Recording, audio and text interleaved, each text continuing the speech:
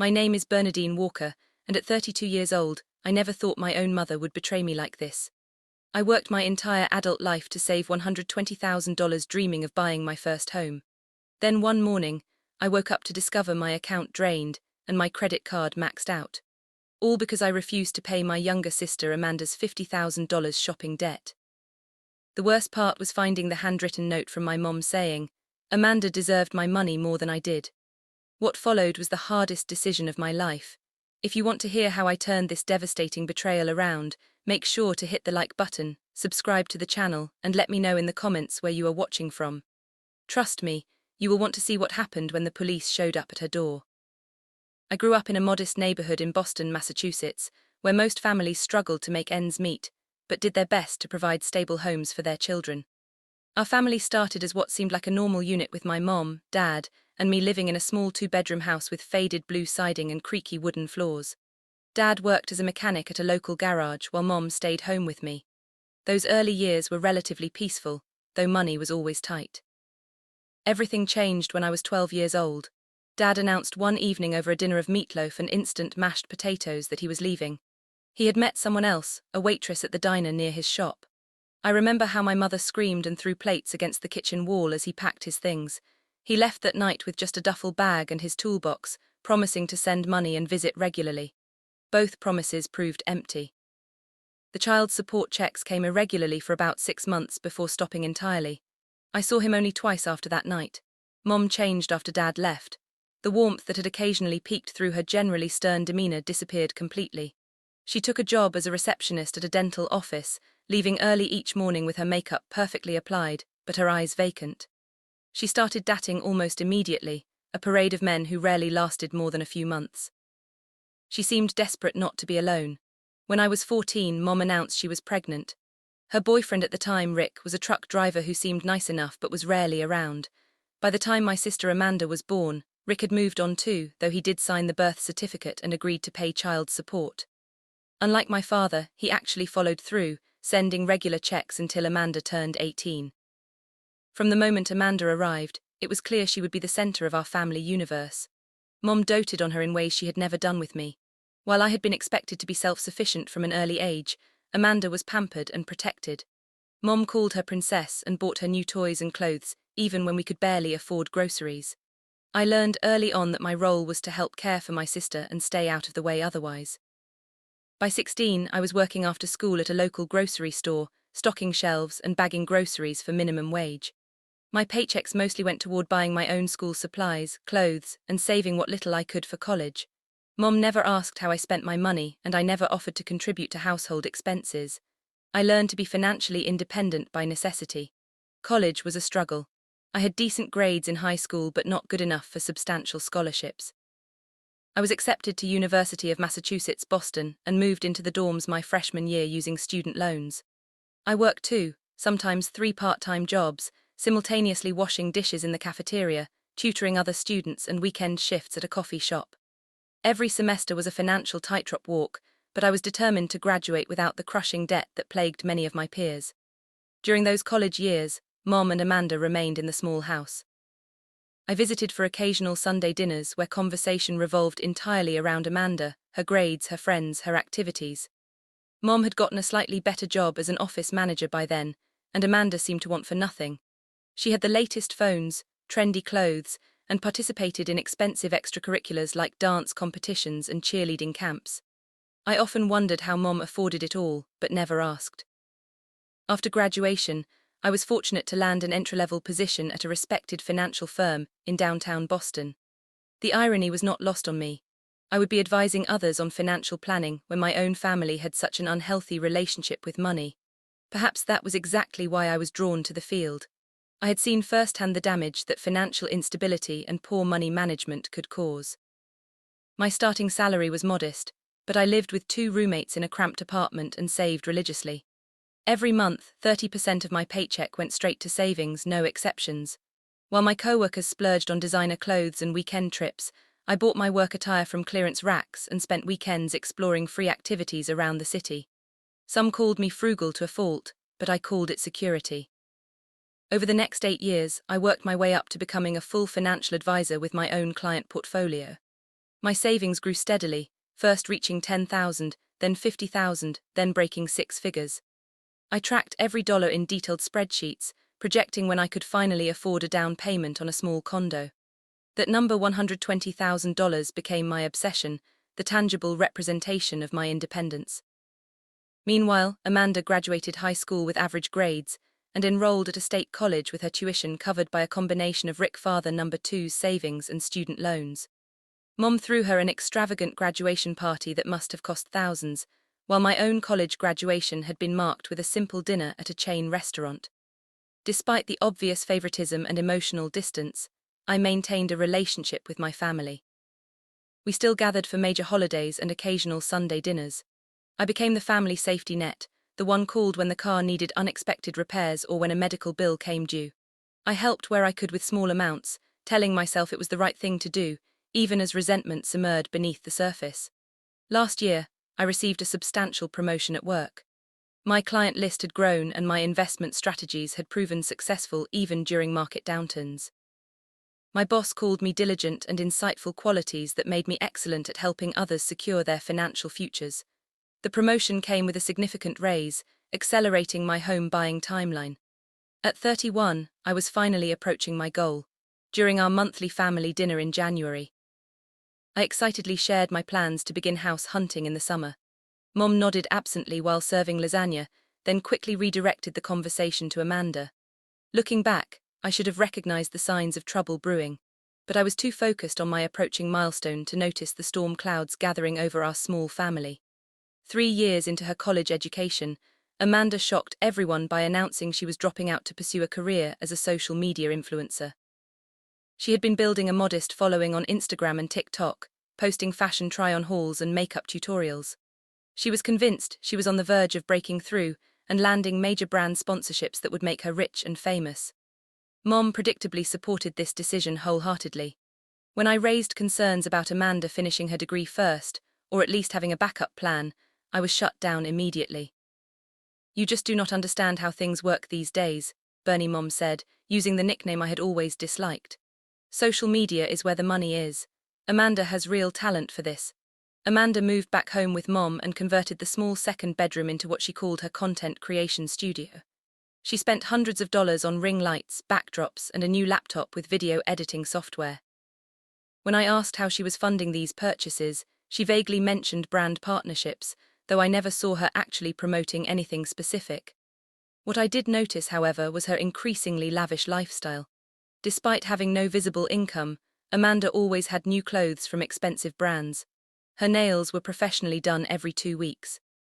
She took frequent trips to New York City for what she called networking events, but looked suspiciously like shopping sprees and nightclub outings from her social media posts. The first time Amanda asked me for a loan was about 6 months after she dropped out of college.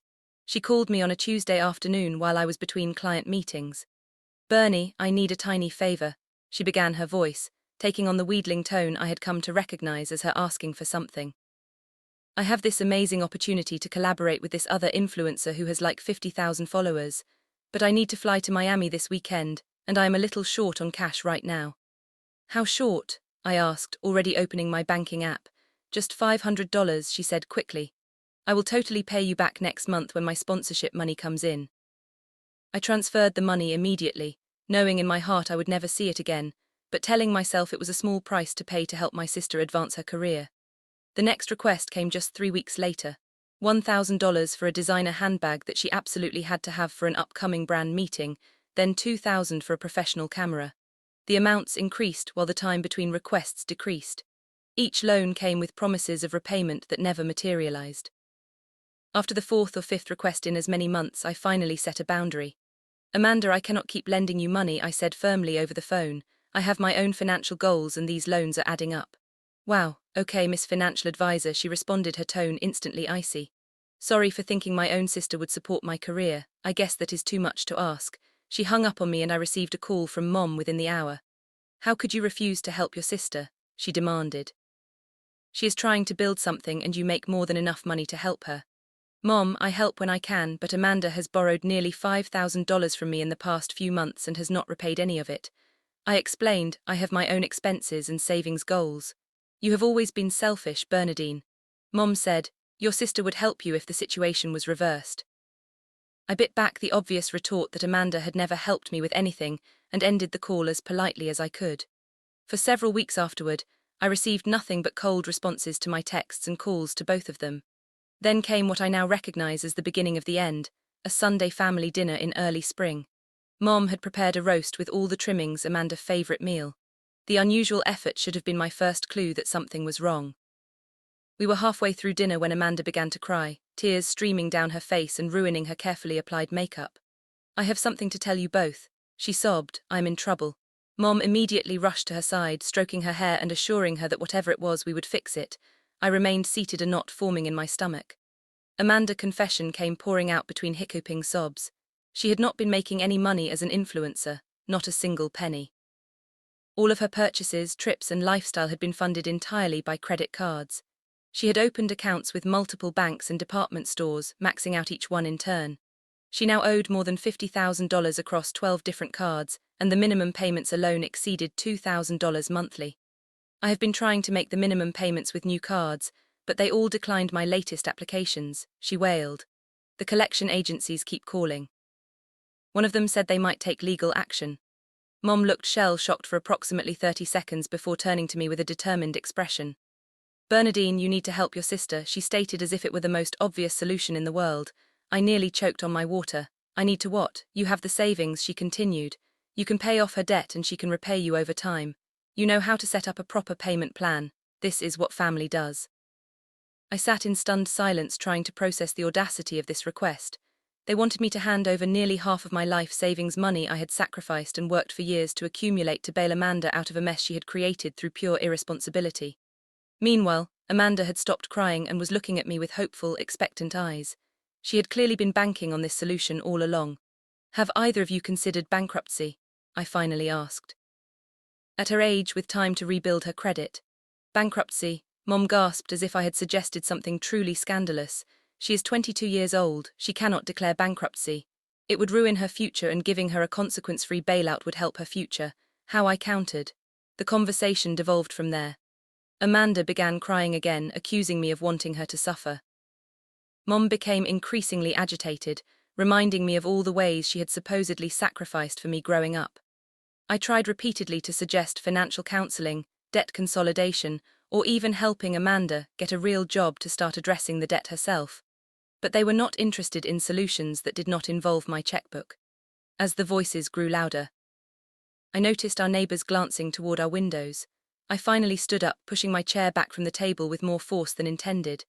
"I am not paying off $50,000 of credit card debt for shopping sprees and vacations," I said firmly. "I am willing to help Amanda figure out her options and make a plan, but I will not hand over my savings." The silence that followed was deafening. Mom stared at me with an expression I had never seen before, something between disbelief and fury. Amanda slumped in her chair, no longer crying but looking defeated. As I gathered my purse and prepared to leave, Mom spoke in a low, even tone that sent a chill down my spine. "You are going to regret this decision, Bernadine. Family takes care of family." I should have recognized the threat in her words, but I was too angry and hurt to see it. I walked out the door, unaware that the worst was yet to come.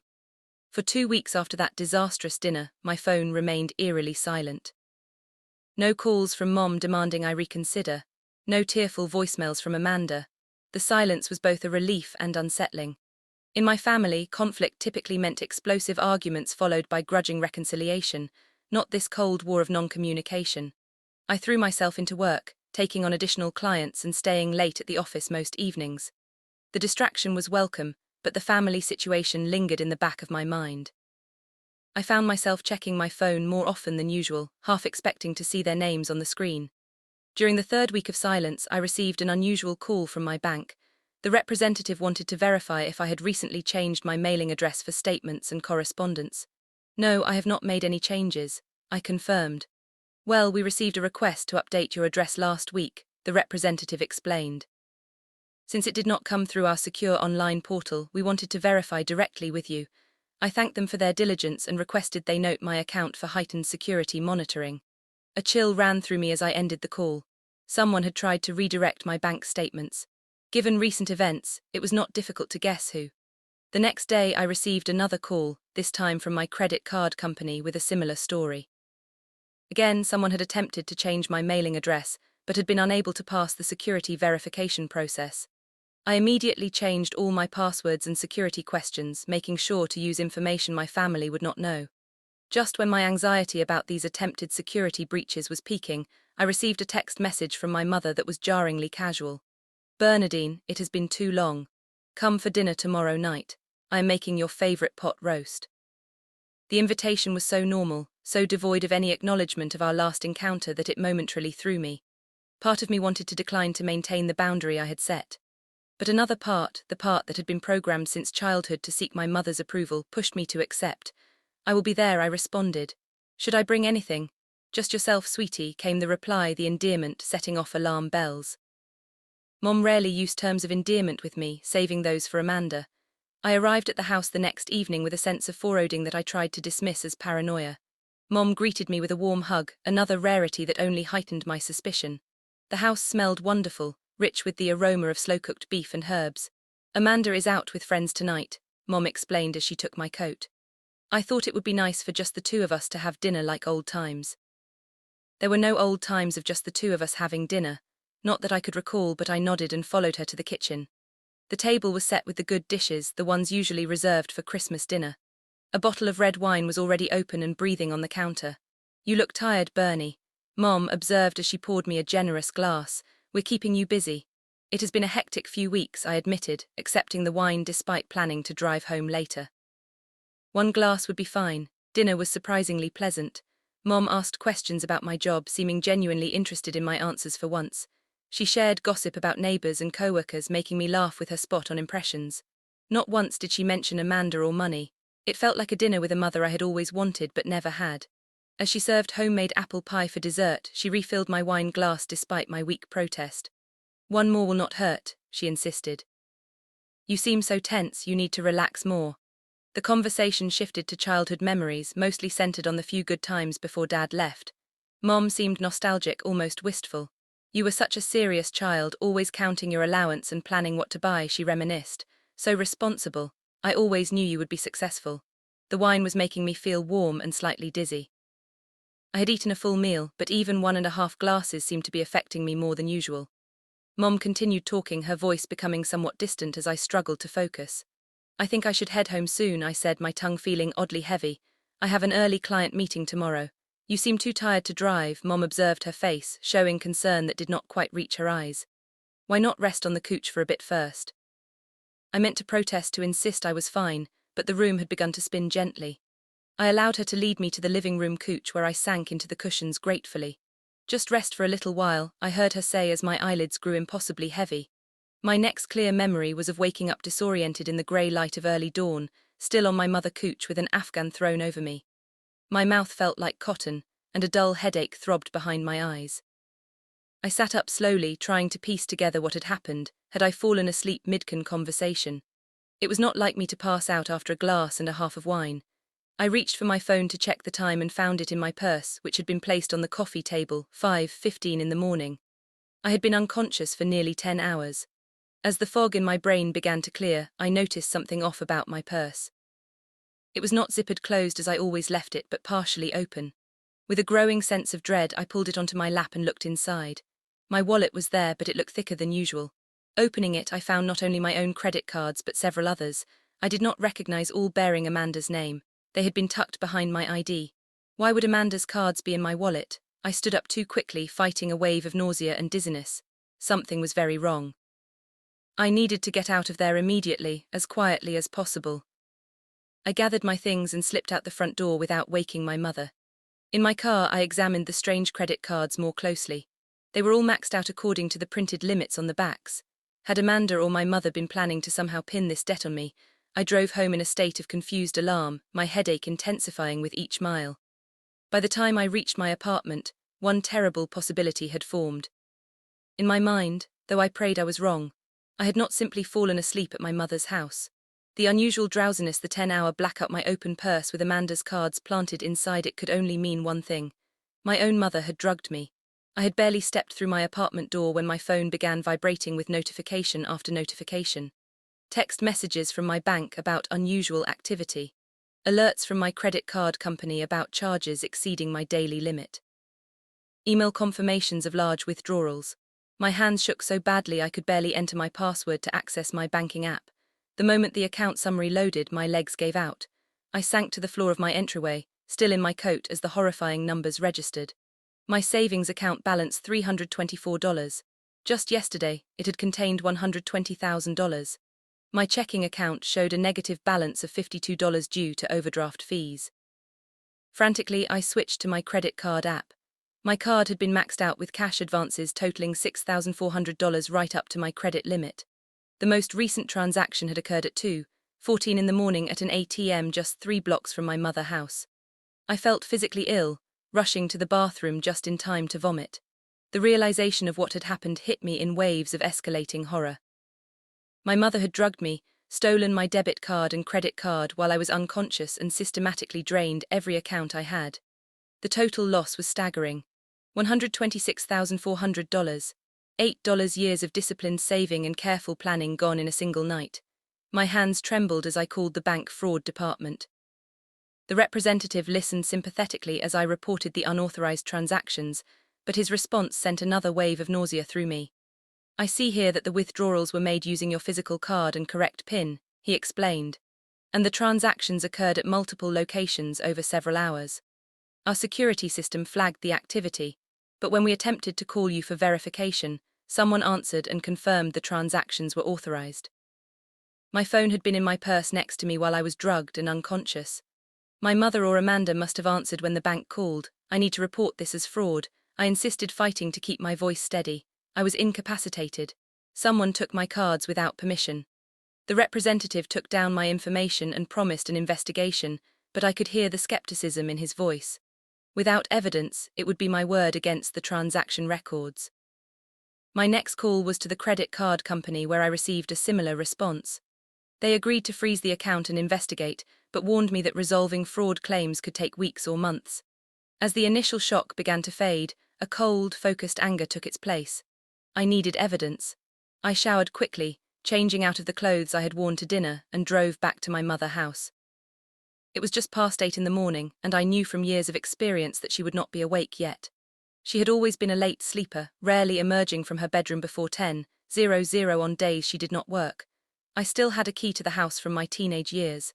I had kept it for emergencies, never imagining that the emergency would be of my mother creation. I let myself in quietly, listening for any sound of movement. The house was silent. I moved methodically through the living room and kitchen, searching for my cards or any evidence of what had been done. In the kitchen junk drawer, I found receipts from multiple ATMs showing withdrawals in neat sequences of $2,000 each, the daily maximum. My mother had been busy while I lay drugged on her couch, driving from ATM to ATM to extract as much cash as possible. Emboldened, I crept toward my mother's bedroom. The door was slightly ajar, and I could hear her soft snoring inside. I slipped past to the bathroom, where I searched through the medicine cabinet. Behind a bottle of aspirin, I found a prescription bottle with my mother's name on it. The medication was a strong sleep aid, one I recognized from my own occasional bouts with insomnia. The date on the bottle showed it had been refilled just 2 days before our dinner. In the trash, partially hidden by tissues, I discovered an empty bottle of wine identical to the one we had drunk with dinner. My suspicion solidified into certainty. She had drugged my wine, waited for me to fall unconscious, then taken my cards and spent the night emptying my accounts. I returned to the kitchen, growing less cautious as my anger mounted. In my mother's desk, beneath a stack of unpaid bills, I found my debit card. In the adjacent drawer was my credit card, along with a handwritten note in my mother's familiar scroll. "Amanda needed it more than you. You will understand someday." I took photos of everything with my phone: the cards, the note, the receipts, the prescription bottle. As I was photographing the last receipt, I heard a floorboard creak behind me. "What are you doing?" My mother stood in the doorway, her hair disheveled from sleep, her eyes narrowing as she took in the scene. "I know what you did," I said, my voice deadly calm despite the rage boiling inside me. "You drugged me and stole my money." She did not deny it, she did not even flinch. Instead, she crossed her arms and lifted her chin defiantly. "I did what was necessary for this family," she stated. "Amanda needs that money to fix her situation. You were being selfish." Selfish. The word hit me like a physical blow. "You think I am selfish for not wanting to give away my life savings? Do you have any idea how hard I worked for that money? Do not be so dramatic, Bernie." My mother sighed as if we were discussing a borrowed sweater rather than over $100,000. It is just money. You can save more. Amanda needs it now. Where is it? I demanded. Where is my money? It is gone, Mom replied flatly. I transferred it to various accounts to pay off Amanda debts. Some of it she needed for a fresh start. A fresh start, I echoed incredulously. With my money we are family, she insisted, as if that explained and excused everything. Families share resources. You have always had more than your fair share of everything.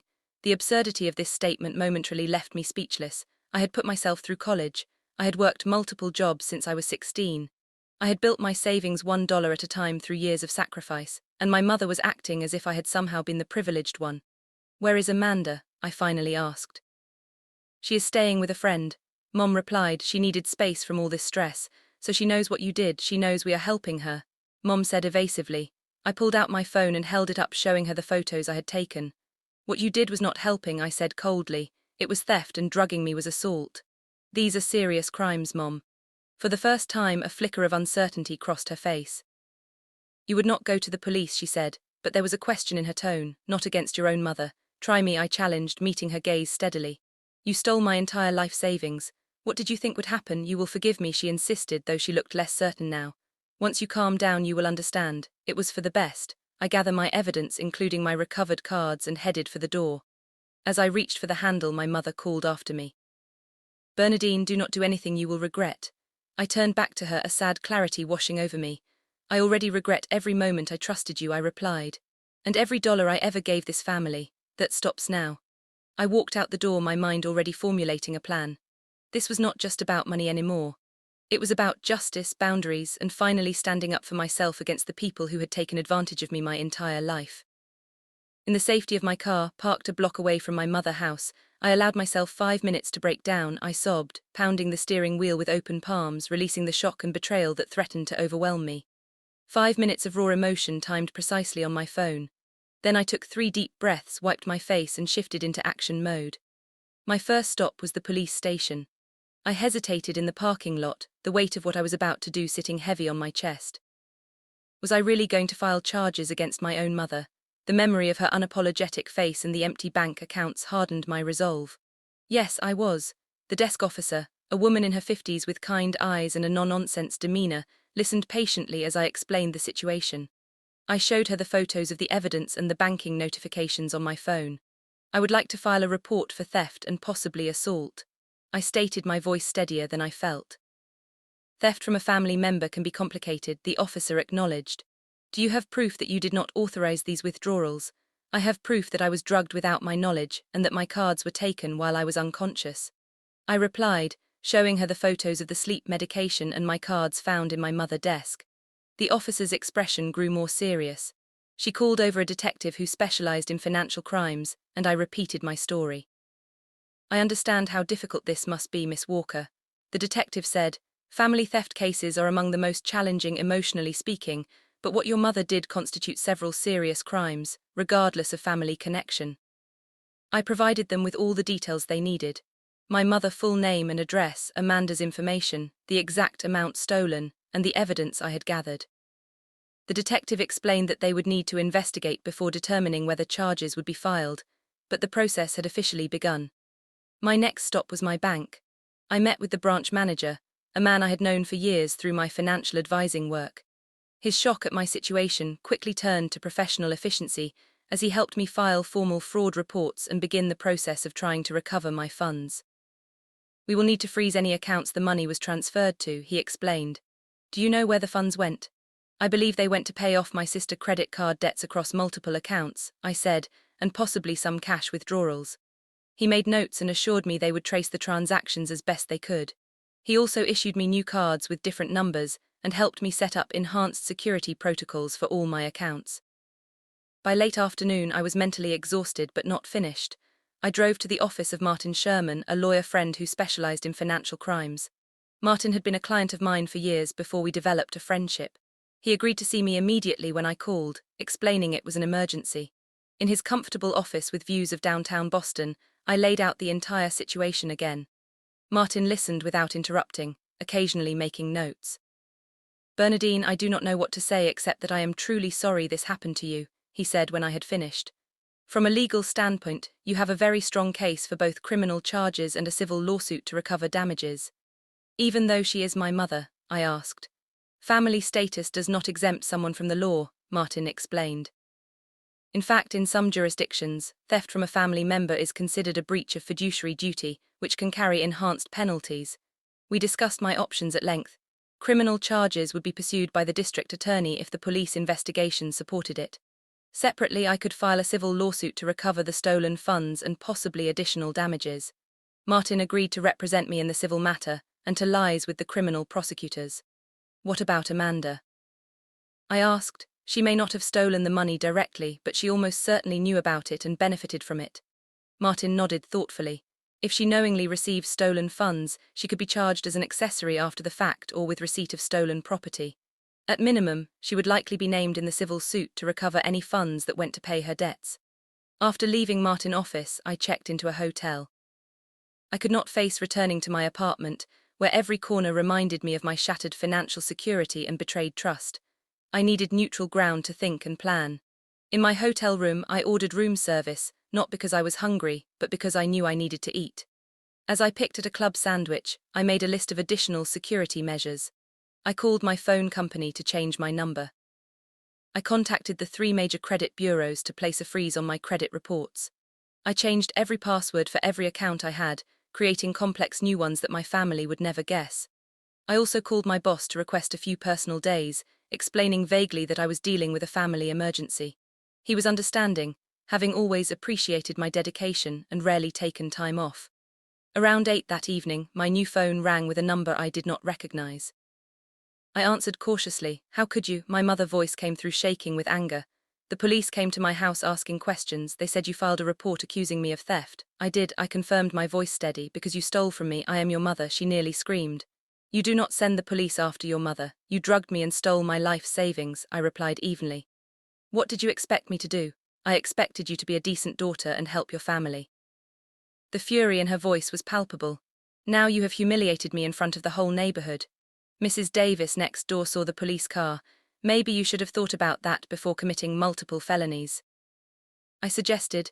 The conversation devolved from there with my mother alternating between raging at me and attempting to make me feel guilty. I remained calm, repeating the simple facts until she finally hung up on me. Less than an hour later, Amanda called, sobbing hysterically. How could you do this to Mom? She wailed. The police came and questioned her like she was some kind of criminal. She is a criminal, Amanda, I stated plainly. She drugged me and stole over $100,000. She was just trying to help me. Amanda protested. You were being so stubborn. You have all that money just sitting in the bank while I am drowning in debt. It was my money, Amanda, I emphasized. Money I worked for years to save. If you needed help, there were legal ways to ask for it. So you are going to send your own mother to jail, she demanded, her voice rising. What kind of person does that? The kind who was stolen from, I answered. Where is the money, Amanda? She went silent for a moment. I used it to pay off my credit cards, she finally admitted, and I got an apartment in Cambridge. The security deposit and first and last month's rent was really expensive and I needed furniture. So you knew, I confirmed. You knew Mom stole from me and you spent the money anyway. She said you would forgive us eventually. Amanda wailed that it was just a loan until I get my influencer career off the ground. I ended the call feeling strangely calm. Any lingering doubt about pressing charges had vanished. They had not only stolen from me, but they truly believed they were entitled to do so. They had expected me to simply accept it and move on. Before going to bed, I set up small wireless security cameras in my hotel room, positioning them to capture the door and main room.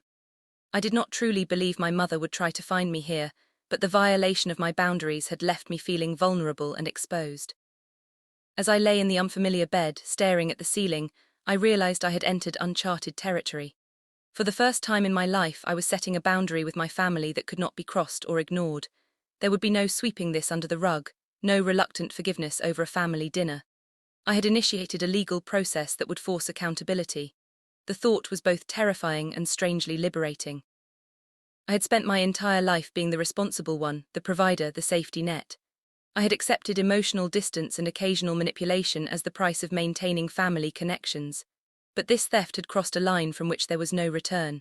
In standing up for myself, I was reclaiming not just my financial security, but my self-respect. I fell asleep that night with my phone close by, set to record any calls that might come in. I was done being caught off guard. From now on, every interaction with my family would be documented, every conversation preserved as potential evidence. The daughter they had taken for granted was gone. In her place was a woman determined to see justice done no matter the cost. For the next 3 weeks, I lived in a strange limbo of hotel rooms and legal meetings.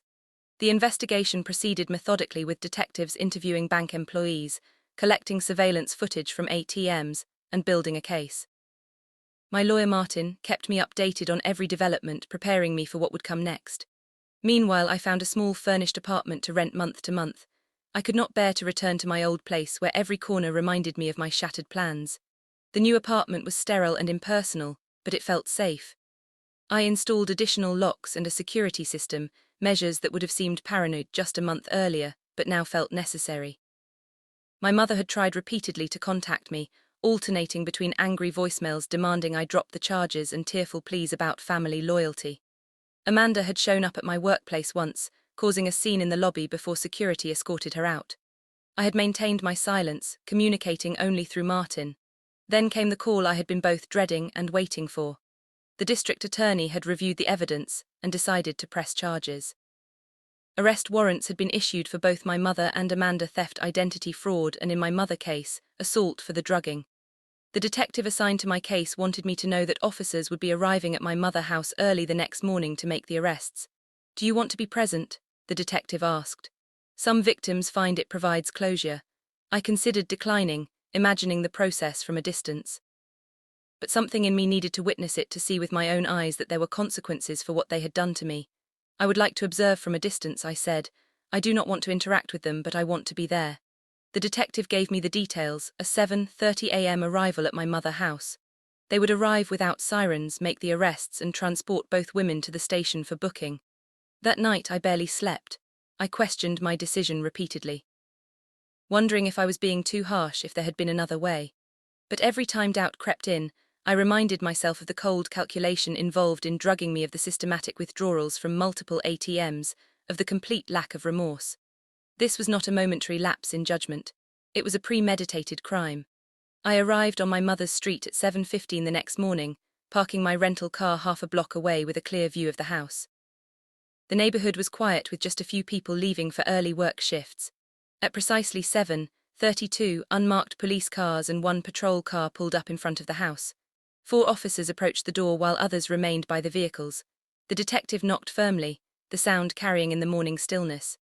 After a long moment, the porch light came on and my mother opened the door in her bathrobe, looking confused. I could not hear the exchange, but I saw her expression change from confusion to shock to anger. She attempted to close the door, but one officer blocked it with his foot while continuing to speak calmly. After what seemed like an eternity, my mother stepped back, allowing the officers to enter. 10 minutes later, they emerged with both her and Amanda, now dressed in jeans and sweatshirts, hands cuffed behind their backs. Amanda was crying hysterically, her face blotchy and swollen. My mother walked stiffly, her head held high, scanning the street as if looking for something or someone. Her eyes locked on my car, and even from that distance I knew she had spotted me. She stopped walking, causing the officer guiding her to pause. She stared directly at me, her expression a mixture of fury and betrayal. Then she shouted something I could not hear before being firmly led to the waiting patrol car. Several neighbors had emerged onto their porches or were watching from windows. The public nature of the arrest would ensure that everyone in the neighborhood knew what had happened. There would be no hiding behind vague explanations or lies. As the patrol car drove away, I sat in my car waiting for some emotional response: guilt, satisfaction, grief. Instead, I felt oddly empty, as if watching a scene from someone else's life. I started my car and drove to the coffee shop where I had arranged to meet Martin before heading to the police station. The booking process was lengthy. Martin and I waited in an interview room at the station where the detective periodically updated us. My mother and Amanda had been photographed, fingerprinted, and were waiting for their initial appearance before a judge who would set bail.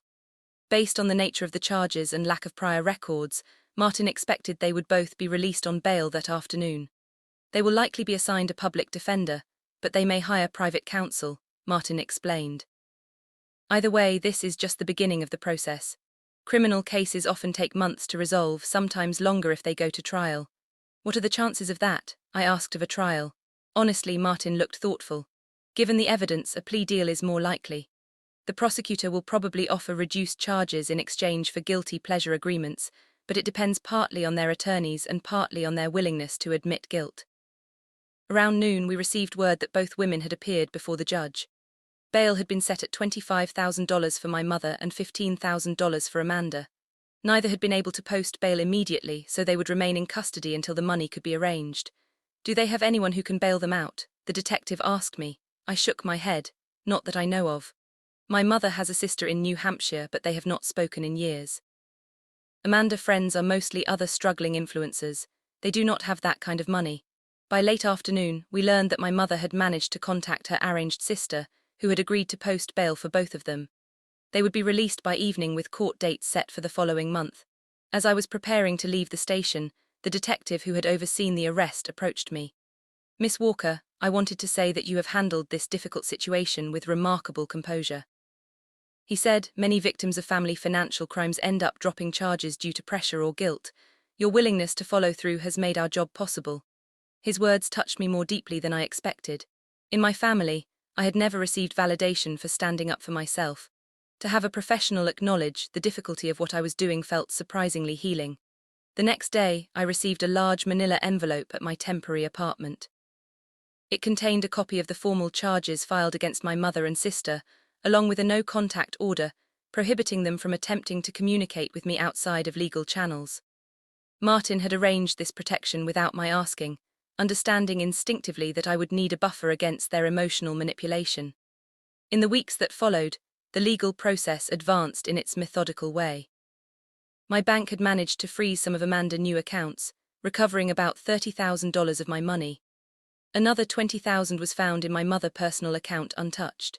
The remaining $76,000 had been used to pay off Amanda's credit cards and for the cash purchase of furniture and electronics for her new apartment, most of which was being recovered by the police as evidence. Meanwhile, word of what had happened spread through our extended family. My mother had apparently been calling relatives with her version of events, portraying herself as a concerned mother who had only borrowed money from her ungrateful daughter to help her younger child. Some relatives believed her calling me to express their shock that I would send my own mother to jail over money. Others who had witnessed my mother manipulation over the years reached out with support. My father, whom I had not spoken to in over 15 years, somehow got my new number and called one evening. "Bernie, it is your dad," he said when I answered his voice, both familiar and strange. "I heard about what happened with your mom and the money." I waited, expecting him to try to convince me to drop the charges as others had done. "I just wanted to say I am sorry," he continued, surprising me. "I know I was not there for you growing up, and maybe if I had been, things would have been different. What your mom did was wrong, and you have every right to press charges." His unexpected support brought tears to my eyes. "Thank you for saying that I managed. It means a lot." We had an awkward but healing conversation, catching up on years of separation. He was remarried with 2 teenage stepchildren, living in Arizona and working as a contractor. We agreed to stay in touch, a small silver lining in the dark cloud of recent events. 1 month after the arrests, the preliminary hearing was held. Both my mother and Amanda appeared in court with their attorneys. My mother had managed to hire a private lawyer while Amanda was represented by a public defender. They both entered not guilty plea despite the overwhelming evidence. As we left the courthouse, Amanda approached me in the hallway, ignoring the no-contact order. "Bernie, please," she begged, her eyes red from crying. "I did not know she was going to drug you. I swear I just thought she was going to ask you for the money again." "Amanda, you cannot talk to me," I reminded her firmly. "It violates the court order. I did not steal your money," she insisted. "I just accepted mom help with my debts. That is not a crime." Her attorney quickly pulled her away, whispering urgently in her ear. The encounter left me shaken but even more resolved. Even now, facing criminal charges, neither of them was willing to take full responsibility for their actions. That evening, Martin called with news. The prosecutor had offered plea deals to both women. My mother could plead guilty to theft and assault with reduced jail time if she agreed to full restitution. Amanda could plead to receiving stolen property with probation if she returned all recoverable assets and agreed to a repayment plan for the rest. "The ball is in their court now," Martin explained. "They have 1 week to accept the deals or proceed toward trial." 3 days later, Amanda's attorney contacted Martin. She was willing to accept the plea deal, admitting her role and agreeing to return everything purchased with the stolen money. My mother, however, was holding out still, insisting she had done nothing wrong. The contrast between their responses did not surprise me. Amanda, for all her faults, was young and frightened by the reality of potential jail time. My mother had a lifetime of justifying her actions and believing herself above consequences. On the final day to accept the plea deal, my mother finally relented. Her attorney informed the prosecutor that she would accept the terms pleading guilty to reduced charges in exchange for a sentence of 6 months in county jail, 3 years probation, and full restitution of all unrovered funds. The sentencing hearing was set for the following week. I would be allowed to make a victim impact statement if I chose to. Martin advised me to prepare one, explaining that it could be cathartic and would become part of the official record. I spent days drafting and redrafting my statement, trying to find the words to express how deeply their betrayal had affected me. In the end, I wrote from the heart about trust, family, and the long road to rebuilding what had been shattered, not just my finances, but my sense of security and belonging. When the day arrived, I stood in the courtroom facing my mother and sister directly for the first time since their arrests. I spoke clearly and calmly, my voice steady despite the emotion behind my words. The money that was taken from me represented years of hard work and sacrifice, I said, but what hurts more deeply is knowing that the people who should have protected and supported me instead saw me only as a resource to be exploited. No amount of restitution can repair the broken trust. However, I believe in accountability, and I hope that these consequences will lead to genuine reflection and change. As I returned to my seat, I caught my mother's eye. For the first time since this ordeal began, she looked not angry or defiant, but sad. It was a small glimpse of something I had rarely seen from her: genuine emotion without manipulation behind it. The judge sentenced them according to the plea agreements. My mother would begin serving her jail term immediately. Amanda would be on probation for 2 years with mandatory financial counseling and community service. Both would be responsible for restitution payments until the full amount was repaid. As they were led from the courtroom, Amanda turned and mouthed, "I am sorry." My mother kept her eyes forward, her posture rigid. The doors closed behind them, and a chapter of my life closed with it. Outside the courthouse, reporters from local news stations waited, having picked up on the unusual nature of the case. I declined to comment, letting Martin make a brief statement about the importance of treating financial crimes seriously, regardless of family connections. I walked to my car alone, feeling lighter than I had in months.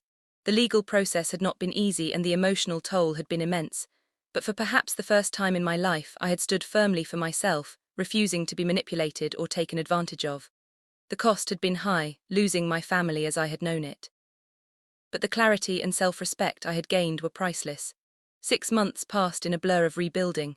I moved to a new apartment in a different part of the city somewhere. My mother and Amanda would not easily find me when the legal restrictions eventually ended. My bank had managed to recover about half of my stolen savings through freezing accounts and the sale of items purchased with the stolen money. The court-ordered restitution payments would eventually restore the rest, though I knew it would take years. My mother served her 6-month sentence without seeking early release. According to her probation officer, who kept me updated on the case, she had been a model inmate, participating in counseling and work programs.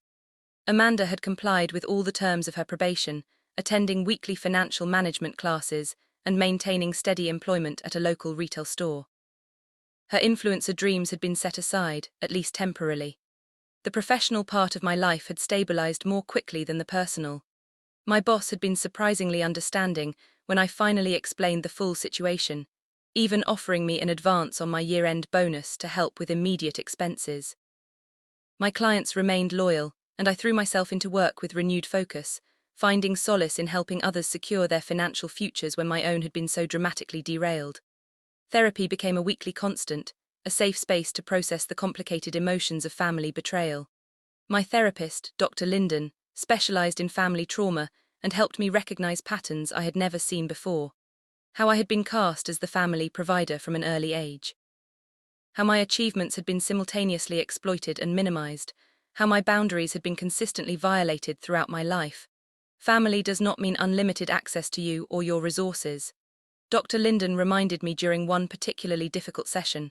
Healthy families respect boundaries, they celebrate each other. Successes without jealousy or entitlement. Those words resonated deeply.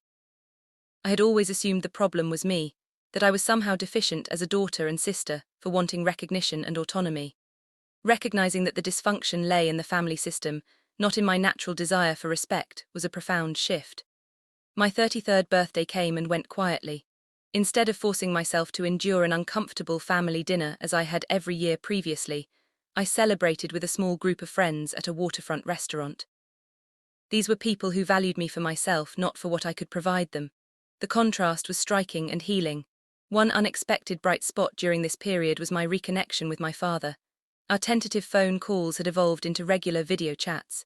He had flown to Boston to visit me 3 months after the sentencing, and we had spent a weekend getting to know each other as adults.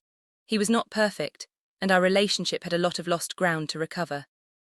But his simple acknowledgement of past failures and current support provided a template for what healthy family connections could look like.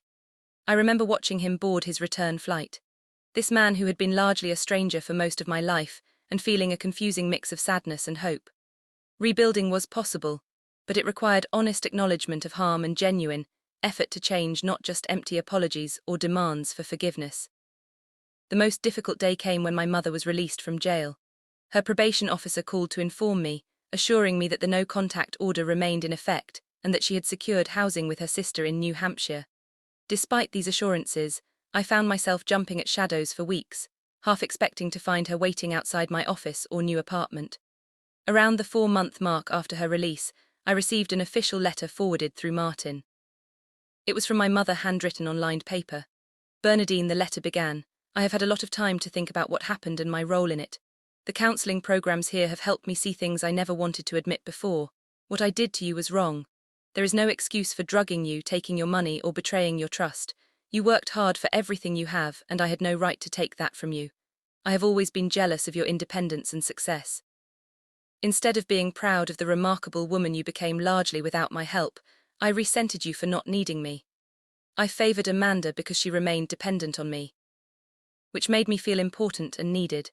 I know an apology cannot undo the harm I caused, and you have no obligation to forgive me or allow me back into your life.